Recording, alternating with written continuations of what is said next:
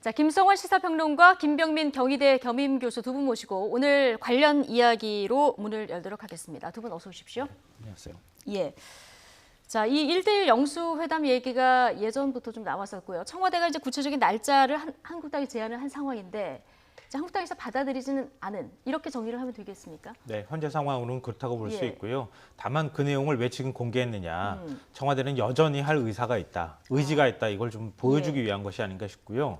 아직까지 서로 간에 절대 뭐 안 된다 이런 방식이라기보다는 청와대도 회담의 의지가 있기 때문에 야당하고 좀 더 얘기할 생각이 있다고 하는 것을 좀 상징적으로 보여준 거 아닌가 싶고요. 둘째로는 지금 국회 차원에서 꽉 막힌 전국을 풀 수 있는 방법이 안 보인다는 겁니다. 예. 전국의 해법이 보이지 않는 상황에서 청와대가 지금이라도 나서는 게 제일 중요하다. 그러니까 이렇게 봤다고 볼 수 있는데요. 예. 그러니까 지금 일단 청와대가 볼 수 있는 것은 타이밍이라고 생각하는 것 같아요. 그러니까 지금 이 타이밍을 놓치게 되면은 예. 진짜 가을 정기국회까지 예. 국회가 정상화되기 어렵다 이렇게 볼 수 있는 거거든요. 예. 그러니까 그 전에 이런 방식으로라도 청와대가 먼저 나서서 전국을 좀 풀어줄 필요가 있다. 예. 이런 면에서 굉장히 절박함이 있다고 볼 수 있을 것 같습니다. 그럼 어차피 푸는 김에 이제 한국당이 지금까지 요구했던 그 부분을 아예 전격적으로 들어주는 방법은 안 될까요? 그러니까 이거는 기존에 해왔던 약속이라고 하는 측면이 있는 것 같아요. 예. 그러니까 오당 오당. 여야 그 대표 회동을 하지 않았습니까? 거기에서 그 동안에 뭐 국정협의체도 만들고 이러면서 계속 약속들을 만들어 왔는데 지금에 와서 그 약속들을 다 깨버리거나 예. 다른 형태의 틀을 만들게 되는 것이 이게 바람직한 것이냐 예. 이런 문제가 있고요.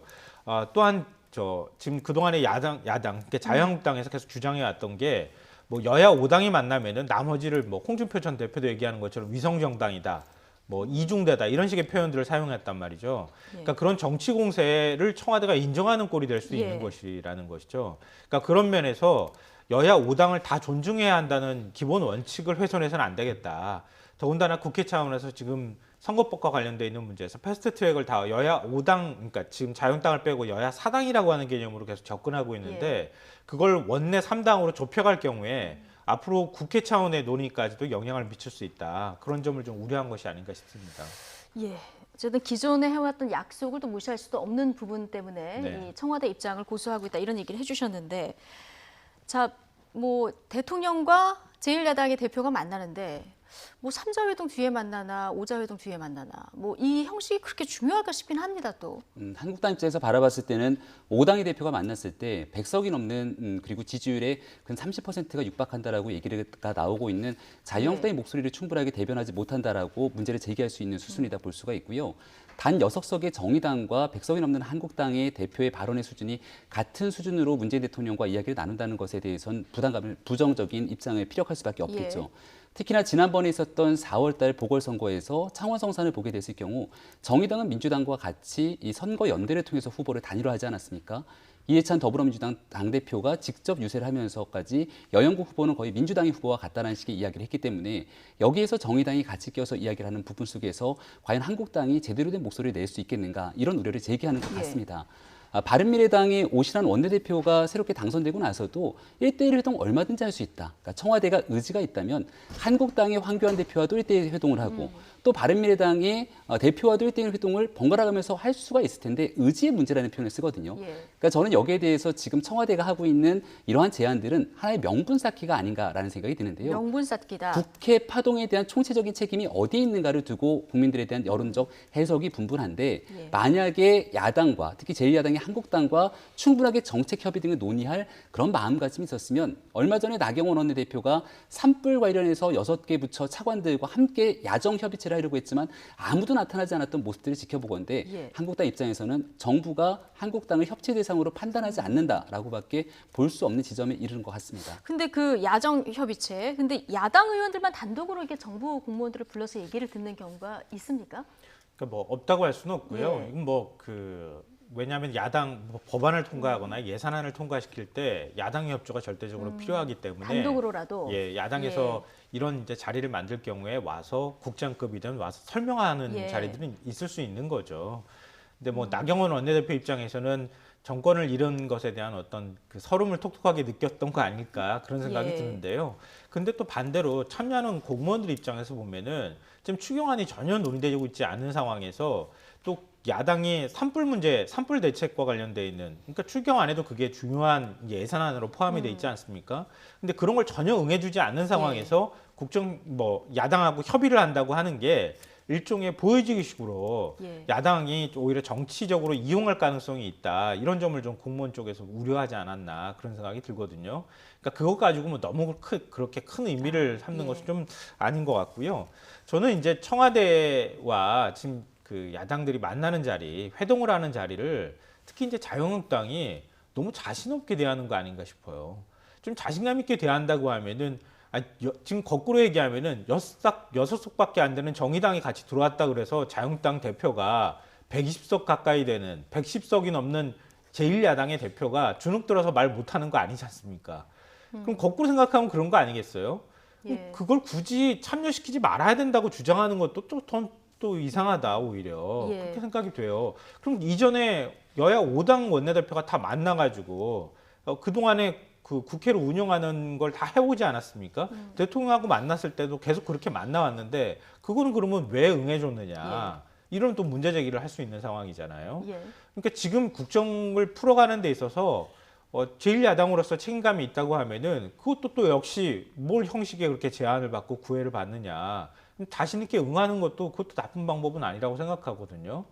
그러니까 저는 문재인 정부 들어서서 청와대나 문재인 대통령이 가장 우려하는 지점은 이전의 정부를 운영하는 방식에 있어서 굉장히 불투명성이라든가 아니면 뭔가 뒤에서 자꾸 뭔가 거래를 하는 듯한 이런 것들을 만들어 왔기 때문에 그게 오히려 민주주의 원칙을 훼손했다고 하는 거거든요. 그러니까 그렇게 하지 않는 방식으로 공개적으로 문제들을 풀어가야 되겠다고 하는 강박관념이 청와대는 좀 있다고 생각해요. 근데 그런 문제들이 방향성에 있어서 굳이 잘못했다고 볼 수는 없거든요. 근데 그러면 황교안 대표 입장에서 가가지고 내가 회동하고 난 다음에 1대1 회동에서 뭐 충분히 우리 할 얘기 합시다. 이렇게 얘기하는 게 예. 거부할 명분이 되는 것인지는 잘 모르겠습니다. 예. 어쨌든 1대1 영수회담이 뭔가 국회의 숨통을 터주는 하나의 방법으로 지금까지 뭐 제안이 되었던 건 사실인데 저희가 이제 속보가 들어오면요. 일단 자막을 보거든요. 청와대가 제안을 했다 해서 한국당에서 그래서 받아들였나 봤는데 기존 입장에서 지금 달라진 건 없습니다. 이렇게 되면은 6월 국회 열어야 되는데 이것도 좀 불투명한 상황이 되는 겁니까? 네, 그럴 가능성이 굉장히 농후하다 볼 수가 있고요. 예. 사실은 이인영 원내대표가 새롭게 취임하고 나면서 밥잘 사주는 예쁜 누나 나경원 원내대표랑 굉장히 좋은 관계를 형성하는 것처럼 이야기가 진전이 됐기 때문에 조만간 국회가 정상화되는구나라고 예. 생각을 했죠. 하지만 결국 돌아보니까 이인영 원내대표 입장에서는 더불어민주당 당내 구성원들의 모든 총의를 한 번에 다 얻어낼 수 없는 것 같고 여당의 원내대표이기 때문에 청와대의 의중과 생각에 대해서도 굉장히 깊은 부분들을 같이 공유할 수밖에 없는 지점에서 재량권들이 없다라고 판단이 됩니다. 예. 오늘 아침에도 이인영 원내대표가 나와서 이 한 언론과 인터뷰하는 내용들을 쭉 들어보게 되니까 결국은 한치도 한국당이 주장하고 있는 부분들에 대해서 양보할 수 없다라는 얘기들을 굉장히 애둘러 표현하는 내용들을 볼 수가 있었거든요. 나경원 원내대표 입장에서도 구성원들에 대한 모든 총의를 바탕으로 협상에 나선다라고 얘기를 하지만 한국당 내에서는 여전히 지난번 패스트트랙 정국에서 제1야당인 한국당을 완전히 배제시킨 채로 선거법과 그리고 이 검찰개혁 안들을 올리게 됐던 내용들에 대해서 도저히 묵갈 수 없다라고 하는 여론들이 있는 상황인 것 같습니다. 그리고 더군다나 이제 몇 개월이 지나고 나면 총선이 있는 상황에서 각자의 지지층들이 양보하지 않는 상황이기 때문에 이 부분을 그냥 특정 누군가의 정당이 스스로 한 발 물러서면서 국회로 등원하거나 하는 협상의 묘미를 살리기는 어려운 측면들이 있는 것 같고요. 그래서 거듭 말씀드릴 수밖에 없는 것은 국정이 꼬여있는 상황에서 사회적 원로들의 이야기도 필요하고 모든 부분들이 서로 대치 정국에 있을 때는 대한민국을 책임지는 최고 책임자가 누구인가를 고민해 보면 저는 답이 나온다고 생각합니다.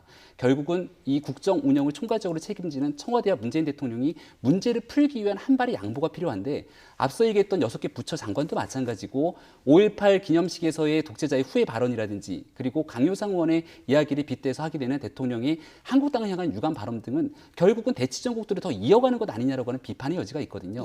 따라서 1대1 회담 등을 통해서 충분하게 문제를 풀어갈 수 있기 때문에 여기에 대해서 어떻게든 야당과 같이 만날 수 있는 기회와 공간을 여는 것들이 중요하지 않을까 생각이 듭니다. 뭔가 청와대 여당이 한 발 더 내미는 것이 필요하다 이런 진단을 해주셨는데 어쨌든 7일 5당 대표들이 1대1로 만나자 이 청와대의 제안은 한국당이 거절한 이런 상황입니다. 자, 그런데 한국당은 지금 막말 때문에 굉장히 시끄럽습니다. 저희가 어제 이 시간에 민경욱 대변인의 막말 때문에 또 여러 가지 얘기를 나눴는데요. 어제 한국당 한선교 의원이 또 바닥에 앉아서 취재하는 그 기자들에게 걸레질을 한다 이런 표현을 써서 또 논란이 되고 있습니다. 지금 꼬리에 꼬리를 무는 한국당 막말 논란 영상을 보고 이야기 나눠보겠습니다. 김정은이가 책임 묻는 면에서는 문재인 대통령보다 낫다라고 이렇게 얘기를 하겠습니까?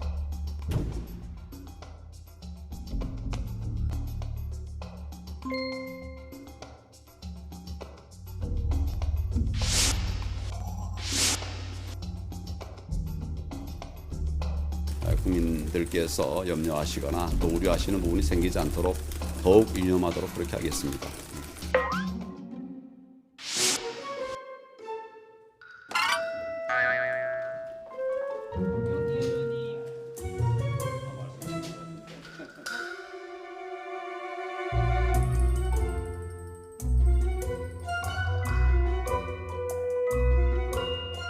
막말 배설당의 위험, 천박한 언어 구사력의 소유자 한선교, 혀를 다스리는 정치인이 되십시오.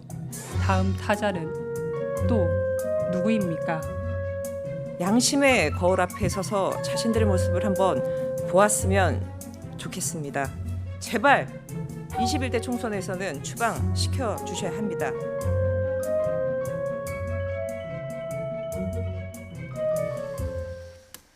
예, 앉아서 취재를 하는 취재 기자에게 걸레질을 한다. 뭐 어떤 경위에서 나왔든 간에 듣는 기자는 굉장히 기분 나쁜 얘기 아니겠습니까? 그럼 당연하죠. 예. 그걸 뭐 기분 좋다고 들을 사람은 아무도 없을 것 같고요. 그런 얘기를 그냥 무심결에 기자들 앞에서 했다는 것 자체도 상당히 심각한 문제가 예. 있고요. 저는 한선교 사무총장이지 않습니까? 사무총장이면 기자들이 그렇게 바닥에 주저앉아서 노트북을 치고 그리고 카메라가 머리를 가릴까 봐 기자들이 다 앉아 있는 상황이거든요. 예.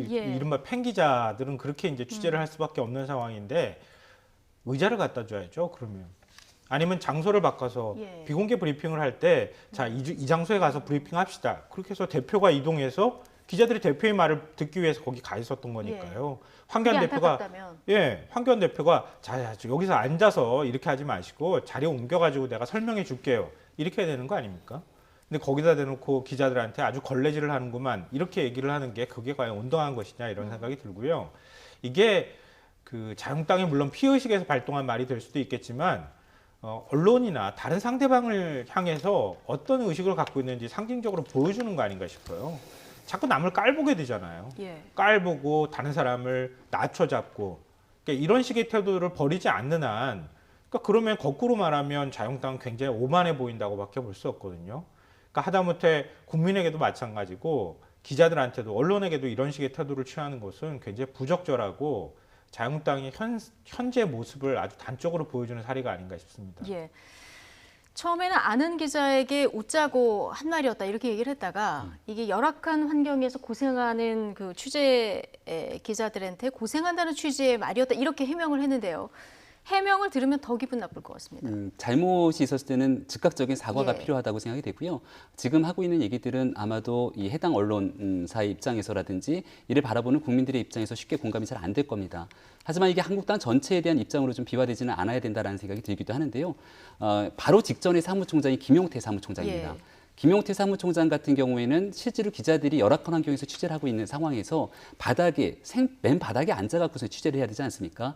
그러니까 우리가 흔히 아는 등산을 하게 됐을 때 까는 깔개 같은 부분들이 있잖아요. 이거를 당에 비치하고 있는 기자들에게 하나씩 나눠줬던 모습들을 일선 기자들이 과거에는 이랬는데라고 하면서 안타까워하기도 합니다. 예. 그렇기 때문에 한선교 사무총장이 본인이 중요한 당직을 맡고 있는 상황에서 내뱉었던 말실수 한마디로 인해서 자유한국당이 가지고 있는 전체적인 기본 가치들이 완전히 싸잡아서 도매급으로 넘어갈 수 있다라고 하는 측면들을 분명히 인지를 해야 되고요. 잘못된 일이 있으면 여기에 대한 응당 책임이 필요합니다. 예. 그리고 말이 얼마나 무거운 이 국민들에게 영향을 미치는지를 살펴보면 2012년도 19대 총선이었던 거로 기억이 나는데요. 그 당시에 나는 꼼수다를 진행했던 인물 중 하나인 김용민 씨가 당시 민주당에서 공천을 받게 되는데 과거에 했던 발언 중에 굉장히 막말의 언행들이 한째 회자가 되게 되면서 선거 정체에 지대한 영향이 미쳤다. 이런 분석들이 있기도 했습니다. 따라서 이 정당의 실질적인 중요한 책임을 맡고 있는 당직자가 하고 있는 내뱉는 발언 한마디에 따라서 그 정당이 정치적 환경 전체에 미칠 수 있는 영향을 고려한다면 한국당이 앞으로 이 문제를 심각하게 더 바라볼 수밖에 없다라고 하는 지점에 놓인다라고 생각합니다. 예, 뭐 누구든 말을 조심해야겠습니다만은 더구나 제1야당의 사무총장입니다. 네. 근데 논란이 이번이 한 번만이 아닌 거잖아요. 네. 얼마 전에 또 그 사무처 직원들한테 갑질 논란도 있었고요. 뭐 그냥 갑질의 문제가 아니라 예. 거의 막말 욕설을 해가지고 그 노조에서 사무총장 그만둬라 뭐 이런 요구까지 하는 극히 이례적인 일까지 발생을 했는데요. 예. 그러니까 그 일이 있고 난 다음에 이번 일까지 있으니까 아니, 원래 그런 건가? 이런 식의 생각들을 하게 된다는 예. 겁니다. 당 사무총장이면 당 안살림을 다 책임지는 사람이거든요. 그러니까 안살림을 책임지는 사람이면 당 운영에 있어서 어떤 부분들이 필요한지 또 기자들을 상대할 때 어떻게 해야 되는 것인지 이런 것들에 대해서 좀 더 세심하게 챙기는 노력을 해야 되는데 당 사무처 직원들하고도 척지고 기자들한테도 걸레질한다고 해서 지금 기자들이 반발하고 이 과연 사무총장으로서 제대로 역할을 하고 있는 것이냐 예. 이런 것에 의문을 가질 수밖에 없고요. 저는 더 심각하게 생각하고 있는 문제는 뭐냐면 당의 중요한 역할을 맡고 있는 이런 인사들이 줄줄이 똑같은 이런 막말 논란에 휩싸여 있다는 겁니다. 이러면은 당에 뭔가 심각한 구조적인 문제가 있다고밖에 볼 수 없지 예. 않겠습니까? 뭐 정의기 정치의장도 마찬가지고 나경원 원내대표도 그랬고 당 대변인격이라고 한 대변인도 그랬고 수석 부대변인도 그렇고 그럼 이런 사람들이 전부 똑같이 이렇게 막말 논란에 휩싸이면은 자유한국당이 그렇다고 우리가 그냥 결론 내려도 되는 거 아닌가요? 그러니까 이런 식의 태도들이 다른 의원들한테 오히려 굉장히 큰 나쁜 악영향을 미칠 수 있고요. 다른 의원들도 이렇게 해도 되는구나 이렇게 생각할 수 있지 않겠습니까? 그런 면에 있어서 당에서 중요한 역할들을 하고 있는 당 지도부에 해당하는 사람들은 정말 말에 있어서 조심해야 된다. 예. 그 황교안 대표가 앞으로 어떻게 여기에 대해서 대처하느냐 이 부분이 이제 앞으로 대표 리더십에도 영향을 미칠 수 있는 부분이 될 수도 있는데 참 근데 황교안 대표도 곤란한 것이 이 걸레질한다 한선교 사무총장의 이 발언이 나오기 10분 전에 야, 말을 우리가 3번 생각하고 하자 이런 뭐 고사성어까지 얘기를 하면서 말의 신중성을 강조를 했는데도 이런 말이 바로 나왔거든요. 네, 맞습니다. 그러니까 이러한 말이 가지고 있는 영향력들은 그대로 고스란히 누적된다라고 생각이 되는데요. 한국당에서 지금 보여주고 있는 내용들을 황교안 대표가 충분히 인지를 하고 있기 때문에 어떻게 하면 조금 더 품격 있고 정제된 언어로 국민들에게 설득할 수 있을까에 대한 고민들을 하고 있는 것 같습니다. 그런데 현장에 있는 의원들, 특히 책임 있는 당직자들이 이 내뱉은 설화로 인해서 구설수에 오르게 된다면 정작 하고 싶은 문재인 정부의 실정에 대해서 날석에 비판하고 국민들의 공감대를 형성하는 데 문제가 될 수 있다 이렇게 판단하는 것 같은데요. 근데 이러한 막말에 대한 내용들이 자칫 잘못 해석되게 됐을 때는 한국당만이 대한민국 정치권에서 이런 이야기를 끄집어낸다라고 볼 수가 있는데 예. 저는 그렇지는 않다고 생각합니다. 심지어 대한민국 정부 얼마 전에 통일부 장관으로 임명이 됐던 김현철 장관 같은 경우는 청문회 내내 과거했던 그의 막말 때문에 여러 가지 논란이 되었는데 따라서 임명해서는 되지 않는다라고 이야기를 했음에도 불구하고 결과론적으로 대한민국의 통일부 장관이 됩니다. 지금 청와대에서는 나왔지만 탁현민 전 행정관 같은 경우는 본인이 과거의 여성 비하에 대한 발언들 때문에 심지어 당내에 있는 여성 의원들까지도 문제가 된다고 얘기했지만 끝내 탁현민 행정관이 꽤 오랜 기간 동안 청와대에 같이 근무를 했던 적들을 볼 수가 있는 상황이었죠. 예. 지금 현재 여의도 국회 내에서 말에 대한 설화를 낳고 있는 것은 한국당, 민주당 할 것 없이 굉장히 많은 여야 정치인들이 국민들의 마음을 아프게 하고 있다 보는데요. 결국 여기에 대해서 명확한 책임을 물은 정당들을 보기는 어려운 측면들이 존재합니다.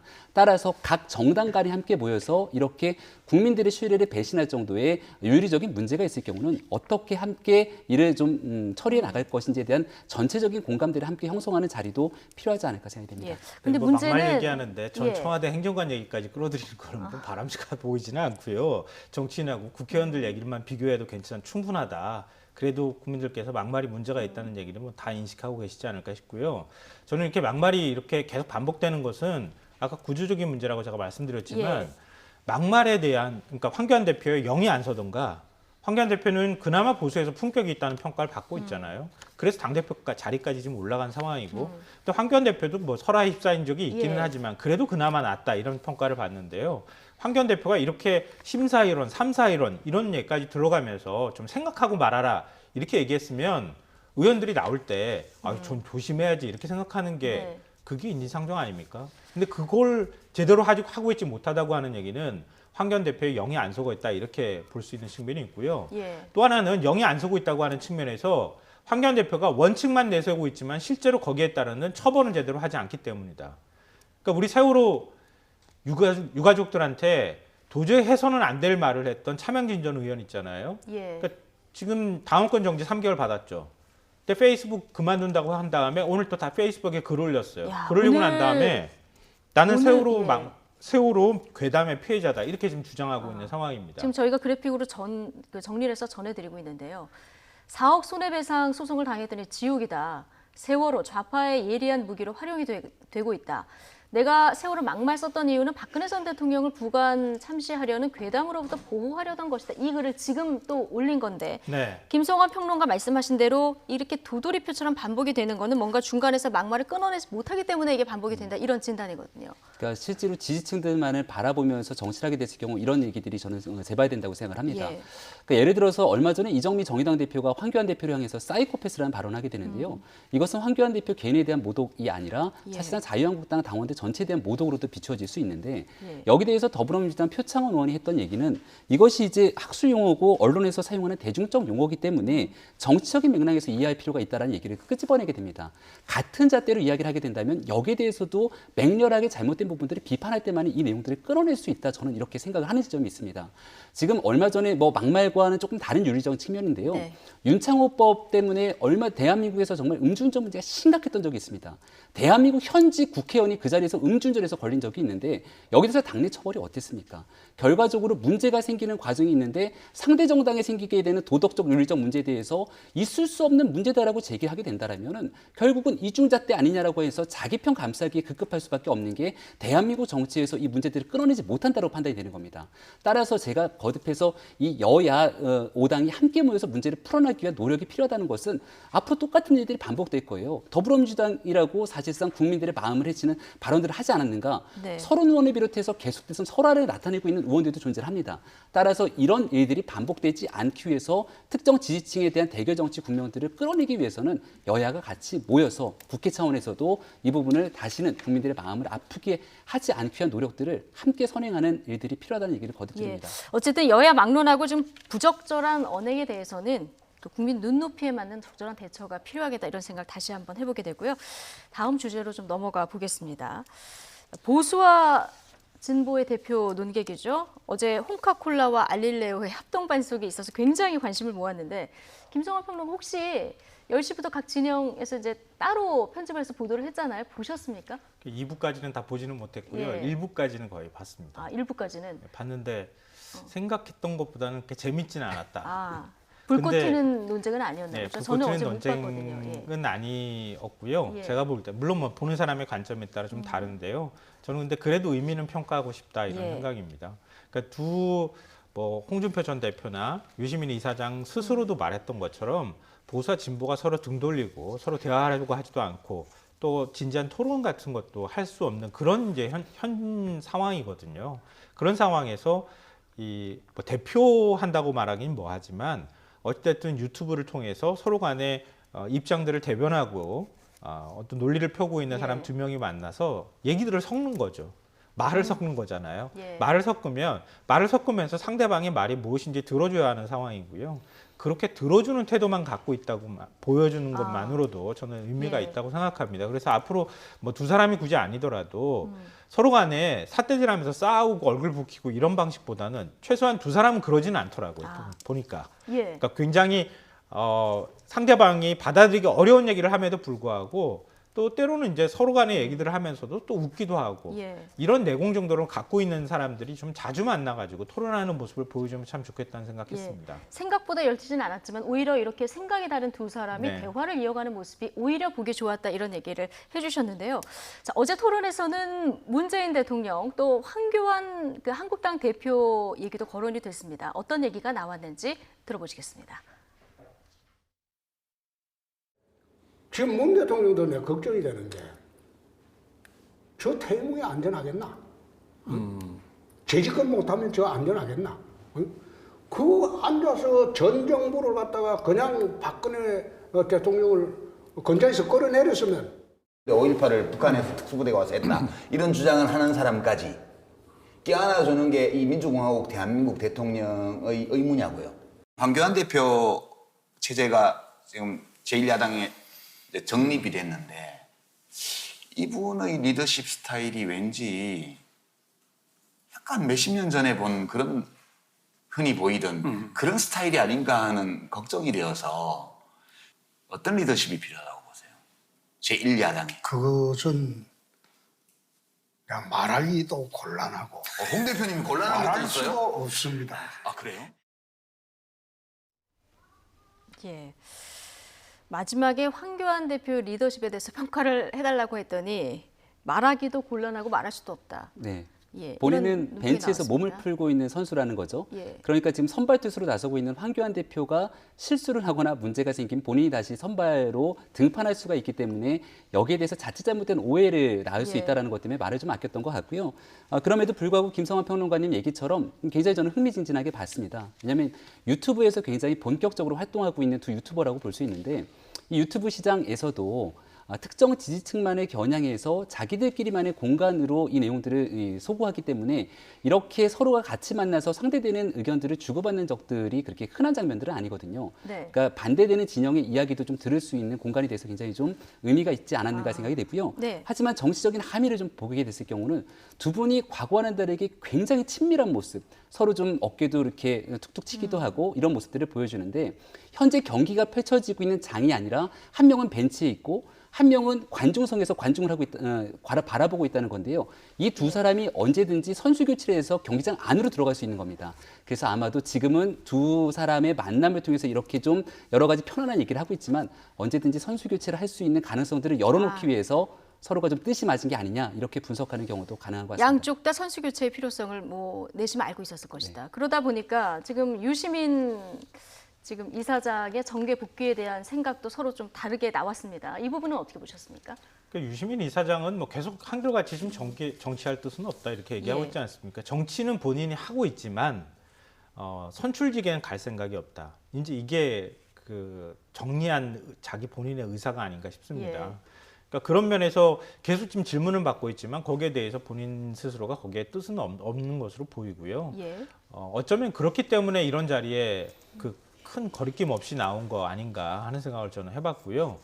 근데 그 뭐라 그럴까요? 두 사람이 토론하는 모습을 보면서 저는 좀 더 많이 격렬한 토론이 됐으면 좋겠는데 왜 격렬한 토론이 안 됐나 하는 생각을 좀 했어요. 예. 그러니까 격렬한 토론이 안 된 것은 모르겠습니다. 저는 유시민 이사장의 얘기보다는 홍준표 전 대표의 얘기가 상대적으로 논리적으로 안 들렸기 때문이라고 생각하거든요.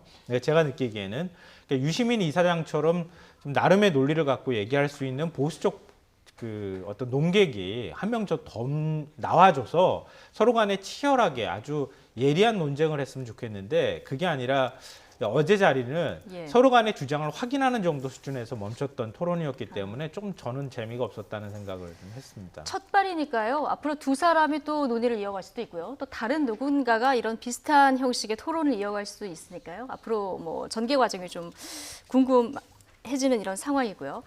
자, 홍준표, 유시민 이 두 사람의 맞짱 토론은 이번이 처음은 아닙니다. 16대, 17대 의원 시절부터 토론 맛으로 겨뤄왔었는데요.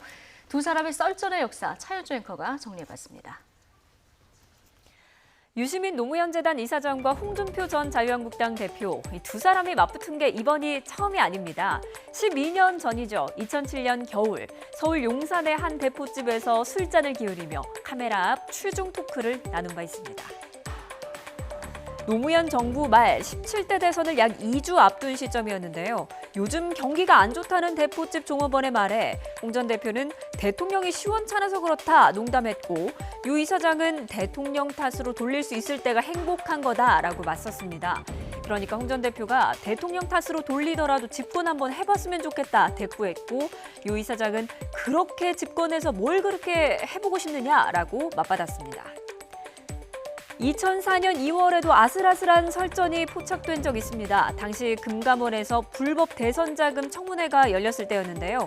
유 이사장이 홍 전 대표에게 왜 이런 청문회를 여는 거냐 따졌는데 홍 전 대표가 내가 그만두면 자기도 그만둘래? 이렇게 맞받았습니다. 그러자 나와 선배가 무슨 상관이냐? 이어서 하긴 난 유 의원과 격이 다르다. 여기에 이건 정치도 아니다라는 등 팽팽한 신경전이 벌어졌습니다. 그리고 2010년 8월 당시는 홍 전 대표가 여당, 유 이사장이 야당으로 처지가 뒤바뀌었을 때인데요.